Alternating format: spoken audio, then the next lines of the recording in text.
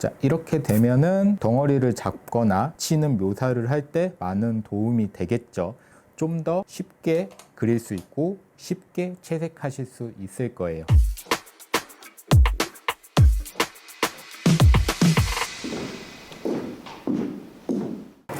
안녕하세요. 깐깐한 황태쌤입니다.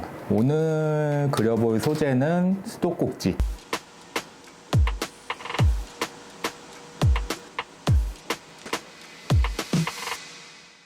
여러분들이 어려워하는 소재 중에 하나죠. 근데 단순하게 생각해보면은 고유비례화, 중심선, 그리고 입방체만 알면은 어떠한 소재든지 쉽게 그릴 수 있다고 말씀을 드렸어요. 그래서 오늘은 수도꼭지를 그려볼 텐데 실물이 있으니 실물에다가 중심선들을 한번 그려보는 걸로 할게요. 자, 옆에서 봤을 때 이렇게 중심이 생기고요.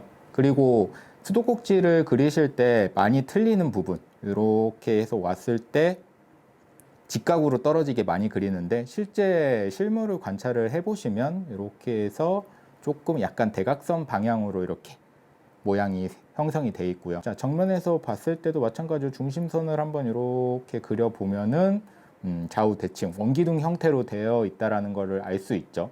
그래서 이쪽 부분도 마찬가지로 요 중심 기준으로 손잡이 부분이 달리고 이런 연결 부속이 달리고 이렇게 중심을 기준으로 찾아보시면 좀 쉽게 그릴 수 있습니다. 거기에 몸체의 원기둥 형태와 앞부분에 휘어져 있는 형태와 그리고 뒷부분에 원기둥이 하나 더 있고 그 다음에 조금 이렇게 맞닿는 부분이 있는 큰 얇은 원기둥이 있고 그 다음에 이렇게 스크류 부분이 있는 연결 부위 이렇게 돼 있고 요 위에도 마찬가지로 지금 중심 기준으로 손잡이들이 가운데 축 중심 기준으로 달려 있다라는 거. 원이 있고 거기에 양 옆에 이제 원기둥들이 달려 있다고 보시면 될 것 같아요.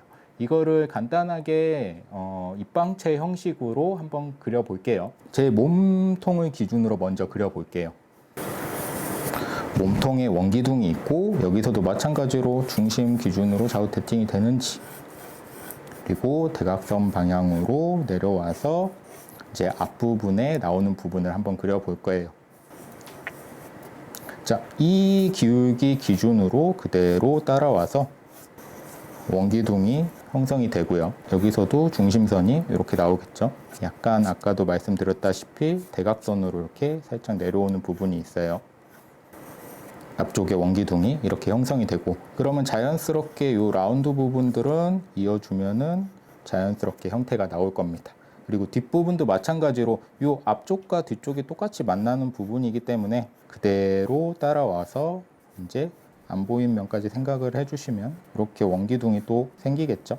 자, 그 다음에 이제 뒤에 벽면과 맞닿는 부분, 그 다음에 스크류 부분은 지금 상황에서는 약간은 가려지네요.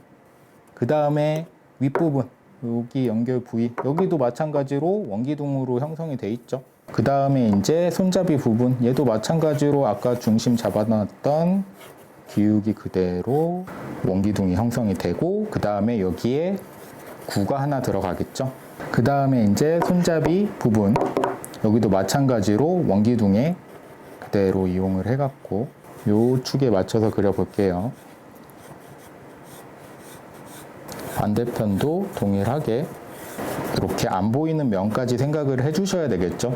이게 자칫 잘못하면은 그냥 여기다가 달아버리는 학생들이 있는데 이렇게 되면은 이제 좌우가 안 맞고 한쪽이 길어지는 형태가 되겠죠. 이런 부분들이 많이 틀리는 부분이에요.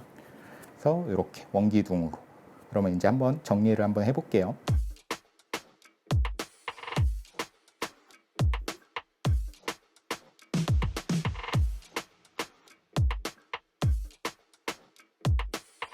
자, 여기서 틀리지 말아야 될 점은 여기서 이제 라운드 부분이 생길 때 지금 기준으로 잡아놨던 이 원기둥의 크기보다 커지거나 작아지면은 이제 어색하게 보이게 되겠죠.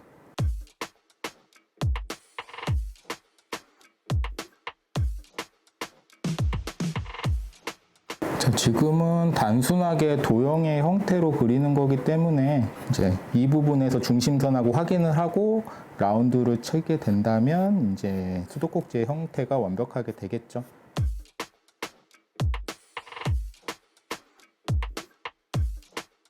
자, 이렇게 해서 기본적인 도형 형태가 끝났습니다. 자, 이렇게 되면 중심선을 한번 찾아봐야 되겠죠. 자, 앞부분 중심 이렇게 되고, 이제 큰 몸체 원기둥의 중심, 그리고 이쪽 부분이 살짝 턱이 있어서 중심이 이렇게 바뀝니다. 그리고 나서 다시 중심선들이 이렇게 있고, 옆면에 대한 중심도 한번 찾아볼게요. 중심선이 이렇게 해서 형성이 되고, 자, 이렇게 되고요. 옆에서도 마찬가지로 이런 식으로 옆면에 대한 중심이 생길 것이고, 요게 그대로 따라와서 중심이 생길 것이고, 그 다음에 요 꼭지점 만나는데 기준으로 좌우 대칭하게 손잡이 부분에 기준점이 생길 겁니다. 손잡이 부분의 중심 그대로 이어지겠죠. 그리고 나서 구의 중심, 이렇게 되면은 이제 중심선들이 딱 맞아 떨어지는 거를 보실 수 있습니다. 자, 그러면 여기서 이제 어떻게 수도꼭지처럼 그리느냐? 우리가 실제 수도꼭지를 관찰을 하면은 여기서 딱딱 직각으로 꺾이는 게 아니고 큰 라운드 부분이 있습니다. 이 라운드 부분을 중심선에 맞춰 가지고 이렇게 라운드가 생기고요. 옆면도 마찬가지로 실제 앞에서 정면에서 관찰을 해보면 이쪽 앞쪽보다 몸체에 있는 게 조금 더 커갖고 이렇게 배가 볼록 나올 수 있게끔 이렇게 그려 주실 거예요. 그러면 여기도 마찬가지로 짝 이런 식으로, 그리고 이 아래도 자연스럽게 형성이 되겠죠. 그리고 나서 이제 이런데 그리드를 그려보면은 이런 식으로 살이 붙게 될 겁니다. 그러면 라운드 값들이 이렇게 자연스럽게 형성이 될 거예요. 이 뒷부분도 마찬가지로 이런 식으로 라운드 부분, 그리고 여기 이제 대각선을 올라가는 부분은 생략을 했어요. 좀 더 쉽게 하기 위해서.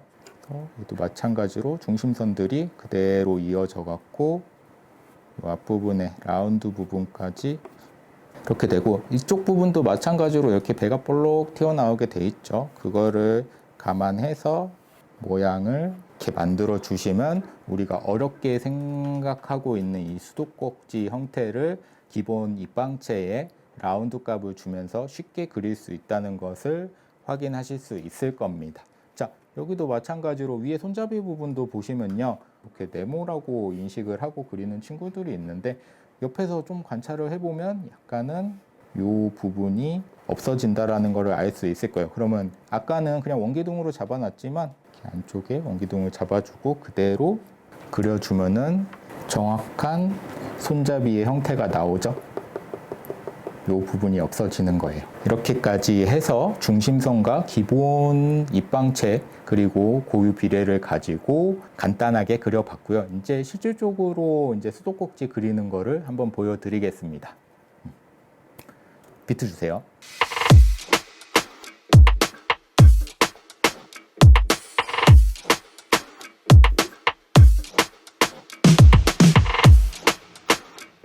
자, 여기까지 해서 러프 스케치가 끝났습니다. 이제 다시 한번 선 정리를 해볼게요. 기본 이제 입방체 형태에서 이렇게 중심선들을 활용을 해갖고 살을 붙여서 이제 기본적인 형태까지 러프 스케치가 끝났습니다. 그럼 다시 선 정리를 해볼게요. 다시 비트 주세요.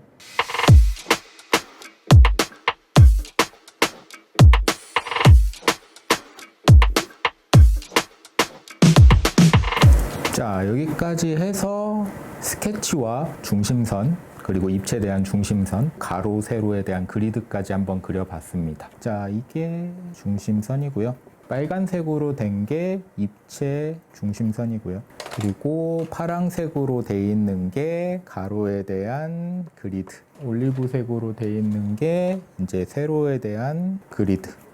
자, 이렇게 되면은 덩어리를 잡거나 치는 묘사를 할 때 많은 도움이 되겠죠. 실질적으로 시험장에서는 이렇게 할 수는 없지만 머릿속으로 이렇게 그리드를 그려본다면 좀 더 쉽게 그릴 수 있고 쉽게 채색하실 수 있을 거예요.